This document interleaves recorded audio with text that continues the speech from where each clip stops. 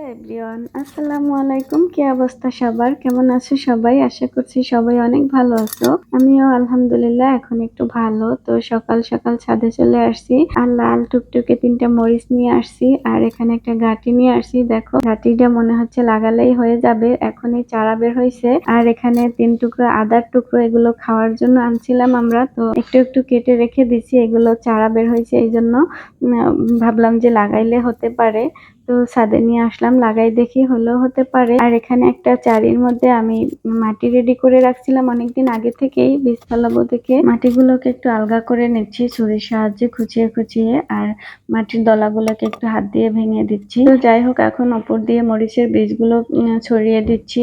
একটা কাঁচের সাহায্যে মরিচটাকে কেটে ছুরি দিয়ে বের করে নিচ্ছি, হাত দিয়ে ধরতেছি না, কারণ হাত আবার জ্বলবে হাতে লাগলে। তো এরপর আমি উপর দিয়ে মাটি দিয়ে দেব। আমি থেকে কিছুটা মাটি আলাদা করে রেখে দিয়েছিলাম উপর দিয়ে ছড়িয়ে দেওয়ার জন্য।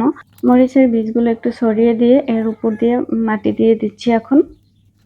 এই তো যে মাটিটা আমি আলাদা করে রেখেছিলাম, এটা উপর দিয়ে ঢেকে দিচ্ছি মরিচের বীজগুলো, যাতে বাহির থেকে দেখা না যায়। তো এতে চারাগুলো খুব ভালোভাবে অঙ্কুরিত হতে সাহায্য করবে। তো এরপর আমি এর মধ্যে পানি দিয়ে দেব। সবসময় যে কোনো বীজ ফেলানোর পরে একটু পানি দিয়ে দিতে হয়। আর এখানে আমি যে আদা আর গাঁটি নিয়ে আসছি, তো সেগুলো একটু লাগিয়ে দিচ্ছি পুরোনো টবের মধ্যেই। তো এই টব 2টা খালি পড়ে আছে, কলমি শাক লাগাইছিলাম, তো সেগুলো পচে গেছে। তো এর মধ্যেই দিয়ে দিচ্ছি, যদি হয় একসাথেই 3টা দিয়ে দিচ্ছি এখানে আদার টুকরো, যদি হয় অন্য টবে আবার ট্রান্সফার করে দেব। যাই হোক, আজকের মতো সকালের কাজ শেষ, গাছে পানি দেওয়া হয়ে গেছে। তো এখন বাসায় গিয়ে একটা ঘুম দিব। সকাল ফজরের নামাজ পড়ে আর ঘুমাইনি,